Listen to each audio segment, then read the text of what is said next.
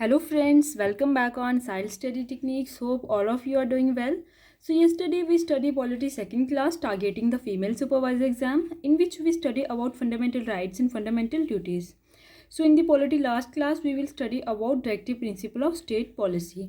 So let's start friends. Directive principle of state policy.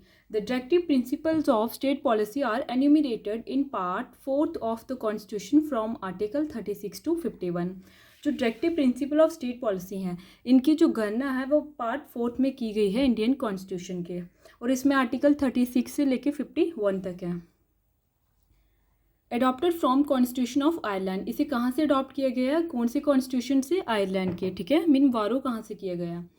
Next है fundamental rights and DPSP linked with Sapru reports. ठीक है, जो fundamental rights हैं और DPSP हैं ये किसके साथ लिंक है? सप्रू रिपोर्ट के साथ. जैसे फंडामेंटल ड्यूटीज जो थी वो किसकी रिकमेंडेशन पे आई थी? स्वर्ण सिंह कमेटी की. तो इसी तरह से फंडामेंटल राइट्स एंड डीपीएसपी किससे लिंक्ड है? सप्रू रिपोर्ट से. Doctor B R Ambedkar describe the directive principle as a feature of Indian constitution. ठीक है, वी आर अम्बेडकर ने क्या डिस्क्राइब किया है डायरेक्टिव प्रिंसिपल को कि ये क्या है? फीचर्स हैं इंडियन कॉन्स्टिट्यूशन के. KT Shah state DPSP is check that is set at the conveniences of the bank. ठीक है, केटी शाह ने क्या बोला हुआ है कि डीपीएसपी एक चेक है जो कि एक बैंक को सुविधा प्रोवाइड करता है. Strive to achieve a welfare of state. किसके लिए? स्टेट की वेलफेयर के लिए. By bringing about social and economic justice. ठीक है, सामाजिक और आर्थिक न्याय को लाकर. नेक्स्ट हमारा आर्टिकल 36. आर्टिकल 36 क्या डिफाइन करता है? स्टेट के बारे में. Next article 37 directive principle of state policy और नॉन जस्टिफाइएबल इन नेचर. ठीक है, जो directive principle of state policy है ये क्या है? नॉन जस्टिफाइएबल इन नेचर है, mean they can not be enforce through court of law. ठीक है, नेक्स्ट है DPSP have been classified into 3 categories. इनको 3 कैटेगरीज में क्लासीफाई किया गया है. सबसे फर्स्ट नंबर पे है सोशलिस्ट प्रिंसिपल. ठीक है, जो किसके बारे में बात करता है? वेलफेयर के बारे में. इसमें आर्टिकल 38, 39, 39A, 41, 42, 43, 43A, 47. ठीक है, ये सोशलिस्ट के बारे में बात करता है. जैसे USSR is a socialist. Next है Gandhian principle. This principle based on Gandhian ideology. ये किसके बेस पे है? गांधी की आइडियोलॉजी के. इसमें कौन कौन से आर्टिकल आते हैं? 40, 43, 46, 47 एंड 48. नेक्स्ट है लाइबरल इंटेलेक्चुअल प्रिंसिपल. ये किसके बारे में बात करता है? इन्वायरमेंट के बारे में. इसमें आर्टिकल 45, 44, 48, 49, 50 एंड 51. ठीक है, तो 1 बाय 1 हम सब पढ़ेंगे. सबसे पहले हम सोशलिस्ट प्रिंसिपल पढ़ेंगे जिसमें सबसे पहले आर्टिकल है आर्टिकल 38. ठीक है, state shall promote welfare of the people. इसमें क्या कहा गया है कि इसमें सामाजिक व्यवस्था की सुरक्षा और सुरक्षा करके लोगों के कल्याण को बढ़ावा देने का प्रयास करेंगे, ये इसमें कहा गया है. ठीक है, जिसमें justice, social, economics and political और राष्ट्रीय जीवन की सभी संस्थाओं को सूचित किया जाएगा इस आर्टिकल के अंडर. नेक्स्ट है हमारा आर्टिकल 39. ठीक है, स्टेट शैल सिक्योर. स्टेट को क्या क्या सिक्योर करना होगा? The rights to educate means of livelihood for all citizen. ठीक है, सबको एडुकेट मीन्स ऑफ लाइवलीहुड होनी चाहिए. ठीक है, जिससे जो हमारा समाज के गरीब और कमज़ोर वर्ग है उन्हें भी ये सहायता प्रदान कर पाए. ठीक है, रोटी, कपड़ा, मकान, एटलीस्ट ये 3 चीज़ें तो होनी चाहिए. नेक्स्ट है the equitable distribution of material resource of the community for the common goods. इसमें क्या कहा गया है कि इक्वली डिस्ट्रीब्यूशन होना चाहिए जो भी मटीरियल रिसोर्स हो. ठीक है, ताकि आम लोगों की भी भलाई हो सके. नेक्स्ट हमारा है prevention of concentration of wealth and means of productions. ठीक है, इसमें कहा गया है कि स्टेट को धन को कुछ हाथों में नहीं केंद्रित करना चाहिए. ठीक है, इससे ये प्रिवेंशन करनी चाहिए, बचना चाहिए, क्योंकि इससे अगर ये होगा तो इससे तो कुछ लोग ही पैसा कमा पाएंगे, बाकी तो भूखे मरेंगे ना. जिनके हाथ में वेल्थ होगी वही करेंगे. ठीक है, इसमें कहा गया है कि वेल्थ फ्यूअर हैंड्स में नहीं रखनी है. नेक्स्ट है equal pay for equal work for man and women. Women को अगर वो इक्वली वर्क कर रहे हैं तो उन्हें इक्वली पे होना चाहिए. ठीक है, अगर वो सेम वर्क कर रहे हैं तो दोनों की जो सैलरी है वो भी सेम होनी चाहिए, कोई डिस्क्रिमिनेशन इसमें नहीं होना चाहिए. नेक्स्ट है preservation of the health and strength of worker and children against forcible abuses. ठीक है, इसमें क्या कहा गया है कि हमें हेल्थ को भी प्रिजर्व करना है. ठीक है, और चिल्ड्रन को भी प्रिजर्व करके रखना है ताकि उन पर कोई फोर्सेबल अब्यूज़ ना हो. नेक्स्ट है opportunity for healthy development of children, ठीक है। चिल्ड्रन की हेल्थ को लेकर बहुत अटेंटिव रहना है, मीन उन्हें न्यूट्रिशन अच्छे से मिले, ठीक है, हर एक सुविधा उन्हें अच्छे से मिले, ये अपॉर्चुनिटी होनी चाहिए। नेक्स्ट है article 39A, to promote equal justice and to provide free legal aid to the poor, ठीक है। इसमें क्या कहा गया, इक्वल जस्टिस होना चाहिए और गरीबों को भी कानून की सहायता फ्री में मिलनी चाहिए, ठीक है। नेक्स्ट हमारा article 41, to secure the risk to work education and public assistance in case of unemployment, old age, sickness and disablement.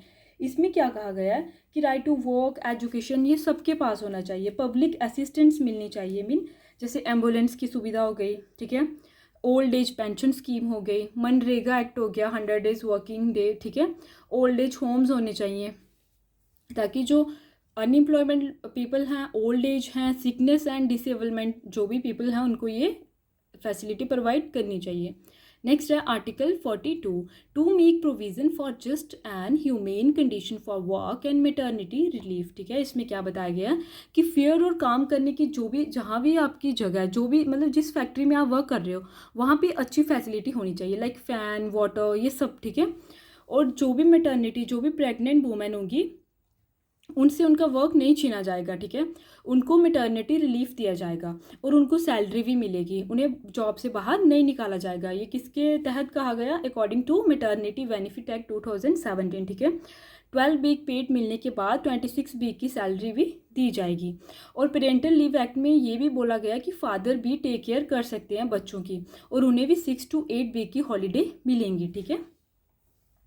और इसमें ये भी कहा गया है कि वर्कर्स के लिए OHSAS स्टैंडर्ड होना चाहिए, mean occupational health safety act होना चाहिए। जैसे वर्कर को कैप पहना दी, ठीक है, लोहे की, अगर ताकि कुछ गिरे या थोड़ा कम लगे, ठीक है, ये सेफ्टी उनकी भी रखनी है। नेक्स्ट है article 43, to secure a living wage, a decent standard of life and social and cultural opportunity for all worker. इसमें क्या कहा गया है कि वर्कर को अच्छी सुविधा दी जाएगी, लाइक वेजेस उनका अच्छा होगा, अच्छी लाइफ उनकी होगी, ठीक है, और अच्छे से वो अपनी जो भी लाइफ है उनकी वो जिएंगे, ठीक है। नेक्स्ट हमारा 43A, to take care step to secure the participation of worker in the management of industries, ठीक है। मैनेजमेंट ऑफ इंडस्ट्री में कुछ भी होगा, वर्कर की इक्वल पार्टिसिपेशन रखी जाएगी।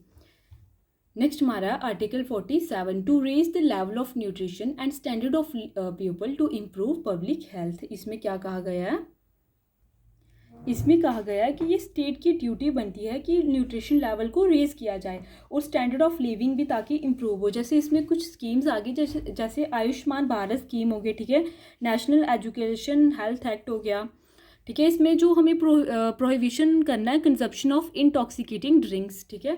इसमें ये भी कहा गया है कि जो भी इंटॉक्सिटी जैसे ड्रिंक्स, ये ड्रग्स, ये सब कुछ क्या करने हैं, बैन करने हैं, जो कि इंजरीज हैं हेल्थ के लिए। नेक्स्ट है गांधीयन प्रिंसिपल्स, ठीक है। गांधीयन प्रिंसिपल में सबसे पहले article 40, to organize a village panchayat to function as a unit of self government. इसमें क्या कहा गया कि स्टेट क्या ऑर्गेनाइज करेगी, village panchayat as a unit of local self government, ठीक है। इसमें 1957 में बलवंत राय मेहता करके एक कमेटी आई थी, 3 टायर, जिसमें रिकमेंड किया गया, ठीक है। 3 टायर में क्या था, जिला परिषद था जिसे डेमोक्रेटिक डिसेंट्रलाइजेशन बोलते हैं, देन पंचायत समिति था जिसे मंडल परिषद बोलते हैं, एंड देन लास्ट में क्या था, विलेज पंचायत, जिसे ग्राम, जो विलेज लेवल पे हो गई, ठीक है। ये मैंने यहाँ पे नहीं लिखा है, बट ये आप याद रखना, इंपॉर्टेंट है।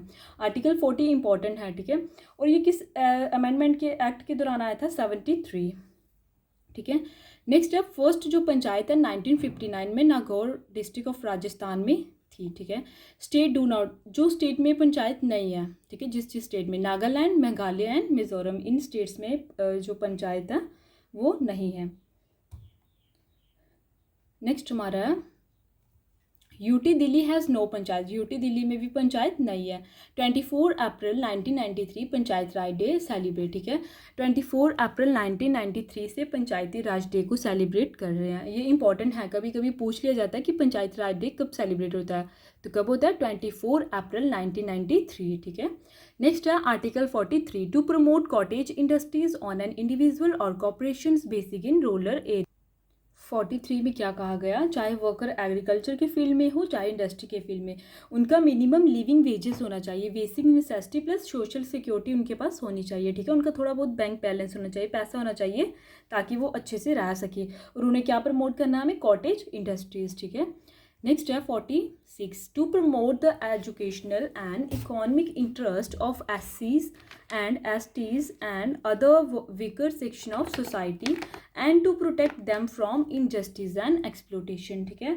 इसमें आर्टिकल 46 में क्या कहा गया कि हमें क्या करना है, ST और ST या SC या ST और अदर वीकर सेक्शन के लिए जैसे कुछ स्कीम्स लेके आना है, जैसे EWS रिजर्वेशन रख दिया, ठीक है। स्टैंड अप इंडिया स्कीम रखती ताकि SC और ST जो भी पीपल हैं वो लोन ले सके, चाहे वो बिजनेस करें चाहे वो पढ़ाई करें, ठीक है। ये इस आर्टिकल के दौरान ये स्कीमें देखने को मिली। नेक्स्ट है article 47, to prohibit the consumption of intoxicating drinks and drugs which are injurious to improve their breeds, ठीक है। इसमें क्या बोला गया कि ये स्टेट की ड्यूटी है कि न्यूट्रिशन लेवल को हाई करें, ठीक है, स्टैंडर्ड ऑफ लिविंग इम्प्रूव हो, और जो भी इंटॉक्सिक ड्रिंक्स ड्रग्स ये सब इन्हें क्या किया जाए, बैन किया जाए, ठीक है, ताकि हेल्थ में भी कुछ थोड़ी बहुत सुधार आए, ठीक है। इसमें थोड़ी बहुत स्कीम भी लेके आए थे, बट इसमें मेनली यही कहा गया कि इंटॉक्सिकेटिंग ड्रिंक्स ड्रग्स जो कि इंजरियस हैं हेल्थ के लिए उन्हें प्रोहिबिट किया जाए, ठीक है। नेक्स्ट है लाइबरल इंटेलेक्चुअल प्रिंसिपल, जो कि इन्वायरमेंट के बारे में बात करते हैं, ठीक है। इनमें सबसे पहले article 44, to secure for all citizen a uniform civil code throughout the country.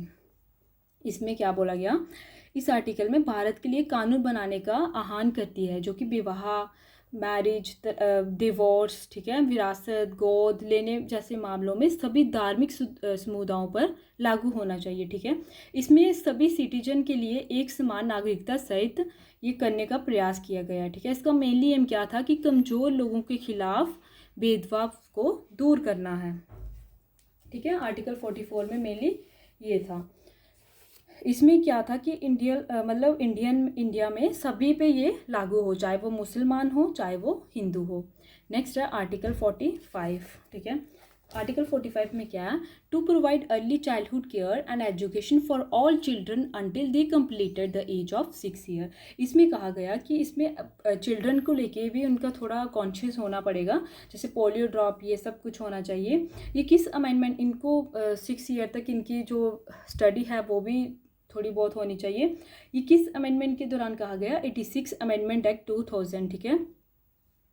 इसमें कहा गया, इसमें कुछ जैसे इनकी स्टडी कहाँ पे होगी, ICDS में, ठीक है। आंगनवाड़ी जिसे कहा जाता है, इम्यूनाइजेशन ड्राइव होना चाहिए इनका, ये आर्टिकल 45 में कहा गया।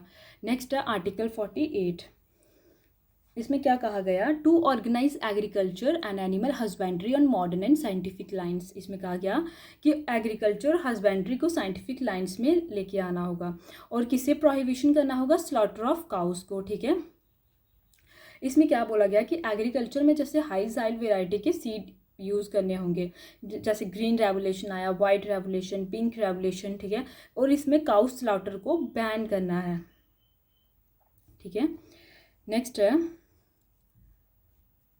49, article 49, to protect object place and monuments of historic interest and national important.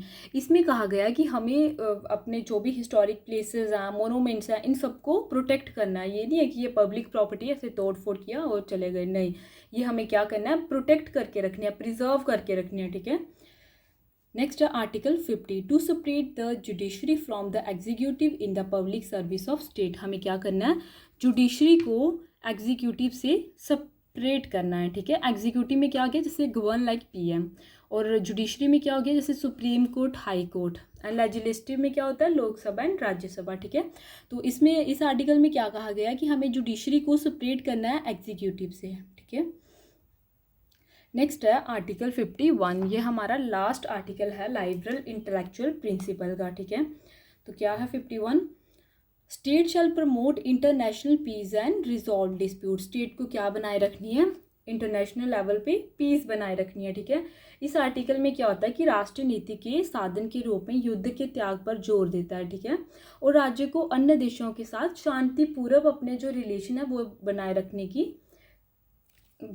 के लिए कहता है, ठीक है। ये आर्टिकल 51 क्या कहता है कि हमें क्या रखना है, पीस रखना है। तो ये हमारी जो भी पॉलिटी थी फीमेल सुपरवाइज़र के लिए, जो भी टॉपिक थे इंपॉर्टेंट, ये सब कंप्लीट हो गए हैं। तो आज के लिए इतना ही। तो नेक्स्ट हम हिस्ट्री स्टार्ट करेंगे, जो कि हिस्ट्री जो इम्पोर्टेंट होगी फीमेल सुपरवाइज़र एग्ज़ाम के लिए, ठीक है। तो आज के लिए इतना ही। Thank you friends, please like, subscribe and share. Your like, subscribe and share is a big motivation for me, so please like, subscribe and share. Thank you.